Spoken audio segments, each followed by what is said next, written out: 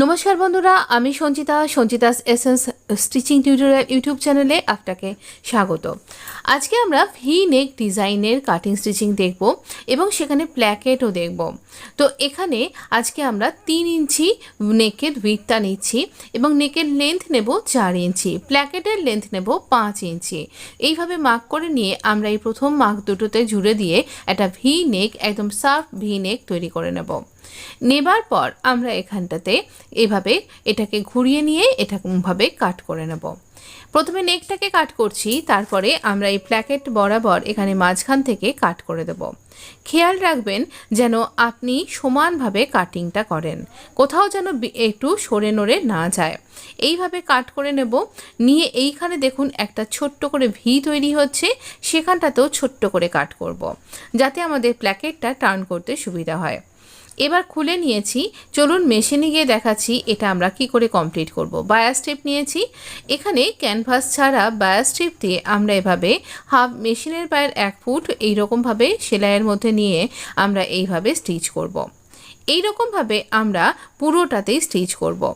যতখানি আপনি প্রথম থেকে গ্যাপটা রাখছেন ততখানিই কিন্তু এইভাবে স্টিচটা করতে হবে। এই রকমভাবে আমরা পুরোটা স্টিচ করব।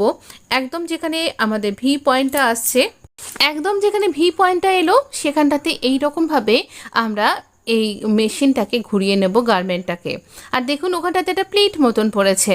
এবার একদম নিচে প্ল্যাকেট পর্যন্ত আমরা স্টিচ করব। প্ল্যাকেটের ঠিক একটু নিচ পর্যন্ত স্টিচ করে এইভাবে এল শেপ করে স্টিচ করে তার পাশে পরের প্ল্যাকেটের যাওয়ার জন্য আমরা এখানটাতে আবারও এল শেপ করে স্টিচ করে আমরা পাশের প্ল্যাকেটের অংশটাতে চলে আসব। এখানটাতেও আমরা মেশিনের পায়ের 1 ফুটকে মার্জিন রেখে আমরা এইভাবে পুরোটা স্টিচ করব। যেখানটাতে ভি পয়েন্টটা আসছে সেখানটাতে একটুখানি লুজ ছেড়ে দেব আমাদের বায়ার স্ট্রিপকে, কিন্তু বেশি লুজও ছাড়বেন না, একটুখানি ঘুরিয়ে দেবেন। এই রকমভাবে গার্মেন্টটাকে ঘুরিয়ে দিয়ে আমরা আবার একদম এই ভি নেকটাকে কমপ্লিট করব।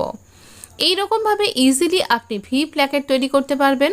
এবার এই যে কর্নারটা হলো, যেখানে আমি দাগ দিয়ে দিলাম সেখানে ছোট ছোট করে দুটো কাট করবেন, যেন আমাদের সেলাইটা কাট না হয়ে যায়।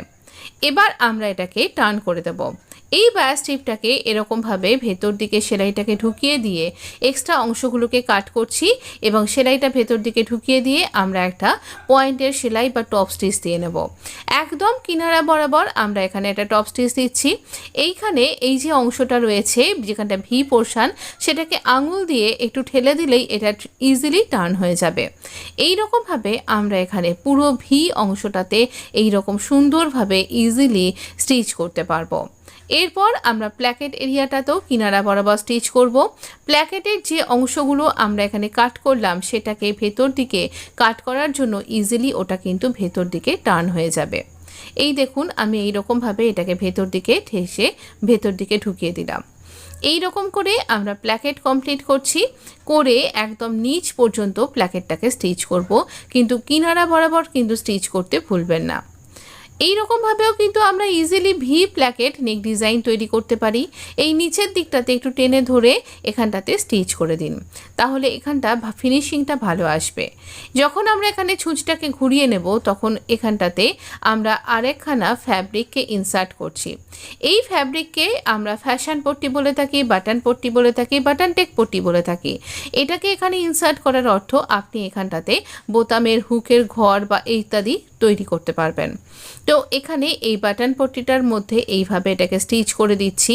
এটার 4টে দিকই কিন্তু স্টিচ করা আছে, মানে 3টে দিক স্টিচ করেছি এবং ইনভিজিবলভাবে স্টিচ করেছি। কি করে এটা করতে হয় তার কিন্তু শর্ট ভিডিও এবং বড় ভিডিওর মধ্যেও কিন্তু আমি শেয়ার করেছি। আপনি খুব তাড়াতাড়ি আমার চ্যানেলটা একবার ভিজিট করলেই দেখতে পাবেন, আর বড় ভিডিওটা খুব তাড়াতাড়ি দেখতে পাবেন। এবারে দেখুন আপনি ইচ্ছা করলে এখানটাতে প্রথম কথা আমরা এই একদম বরাবর এখানটাতেও কিন্তু একদম কিনারা বরাবর এখানে স্টিচ করব।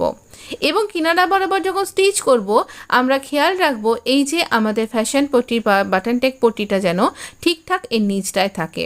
আবারও আমরা এখানে ভি পয়েন্ট অবধি সেলাই করে পুরো নেকটাকে এরকমভাবে স্টিচিংটা কমপ্লিট করব। এবার একটা ব্যাপার, আপনি ইচ্ছা করলে এখানে হুক আর আই লাগিয়ে একে ফাংশনেবল করতে পারেন। আমি এখানে এটা বন্ধ করে দেবো। দেখুন এই রকমভাবে ফাংশনেবল কিন্তু এটা করে রাখা যায়। তো আমি এটা বন্ধ করব বলে আবার এখানে একটুখানি যখন আমরা এটাকে স্টিচ করেছি ওপরের দিক থেকে 1/2 ইঞ্চি নামিয়ে স্টিচ করেছি, যাতে এটা বোঝা যায় যে আমি এখানে এইভাবে নেকে প্ল্যাকেটটা তৈরি করলাম। এবার এর উল্টো দিকটাতে আমরা 1/2 ইঞ্চি মতন করে ফোল্ড করছি, করে স্টিচ করছি। এই অংশটা আপনি ইচ্ছা করলে হেম করতে পারেন। প্রথমে একটু রিভিলসেবল টেপ দিয়ে আপনি এখানটাতে আয়রন করে নিন, তারপর এখানটাতে কিন্তু ইজিলি হেম করে নেওয়া যায়। যেহেতু আমার খুব ডার্ক কালারের এই ফ্যাব্রিকটা, তাই আমি এখানটাতে আর হেম করিনি বা এখানে কোনো স্টিচিং ব্যাপার নেই, তাই এই রকমভাবেই আমি স্টিচ করছি। কিন্তু স্টিচ করাটা খুব নিখুঁতভাবে হতে হবে। আমাদের এই পটিটার ওপর দিয়ে যেন স্টিচিংটা না যায়, তাই পটিটা আঙুল দিয়ে সরিয়ে দিচ্ছি আর পাশ দিয়ে এই নেকটাকে স্টিচ করছি। এবং স্টিচিং লাইনটা একদম পারফেক্ট হতে হবে। নিচের দিকটা তো আপনি সুন্দরভাবে ফিনিশিংয়ের সাথে স্টিচ করবেন এবং এই রকম করেই আমরা শেষ পর্যন্ত স্টিচটা করব। এতটা ফিনিশিংয়ের সাথে স্টিচটা করতে হবে কারণ আমরা কিন্তু এই স্টিচিং লাইনটা আমাদের বাইরে থেকে দেখা যাবে, তাই সেটা যাতে সুন্দর হয় তার জন্য। আর এটা দেখাচ্ছি এই কারণে, এই যে এই ভি এর কর্নার এখানটাতে একটা ছোট্ট ছোট্ট করে প্লিট দিতে হবে, তাহলে এই নেকটা সুন্দরভাবে ফিনিশিং হয়ে যাবে। দেখুন ইজিলি হয়ে গেল। এবার আপনি ইচ্ছা করলে ফ্যাব্রিক বাটন তৈরি করতে পারেন। আমি এখানে উডেন বাটন ইউজ করেছি। ভিডিওটা ভালো লাগলে, ইউজফুল মনে হলে চ্যানেলটা সাবস্ক্রাইব করে নোটিফিকেশন অন করতে ভুলবেন না। ভালো থাকবেন, ধন্যবাদ বন্ধু।